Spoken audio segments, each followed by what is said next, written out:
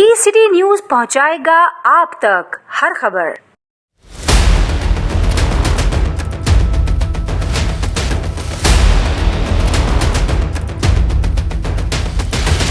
हिंदुस्तान ने उनको ये कहा कि आप के जो रिश्तेदार हैं उनको ये बोलो कि हमारी गांव के लिए काम करें, लेकिन पाकिस्तान के जो हिंदू थे उन्होंने बोला हम ये नहीं बोल सकते कि हम पाकिस्तान के लिए पाकिस्तान के खिलाफ काम करें, इसलिए उन 11 लोगों को कत्ल कर दिया गया।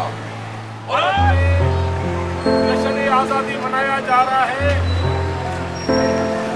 लेकिन वहाँ मोदी सरकार के बाद तो झांसा देकर पाकिस्तानी हिंदुओं को प्रमोट किया जाता है कि वो हिजरत करके वहाँ आए,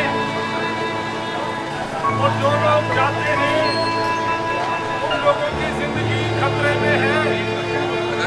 सांगल से ये गरीब कम्युनिटी के लोग 2019 में पाकिस्तान से छोड़ के वो हिंदुस्तान गए, जहाँ उनको मुख्तलिफ तरीकों से तकलीफ दी गई, परेशान किया गया, और आखिरकार 11 लोगों को कत्ल कर दिया गया।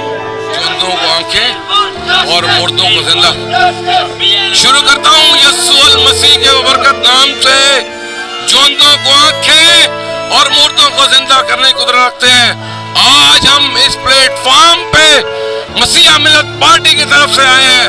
आज हम इंडियन हुकूमत की मजम्मत करते हैं, क्योंकि उन्होंने हमारे हिंदू भाइयों को जो पाकिस्तान से गए थे उनको कत्ल किया, इसलिए कि उन्होंने राह के लिए काम नहीं किया, इसलिए हम उनकी मजम्मत करते हैं।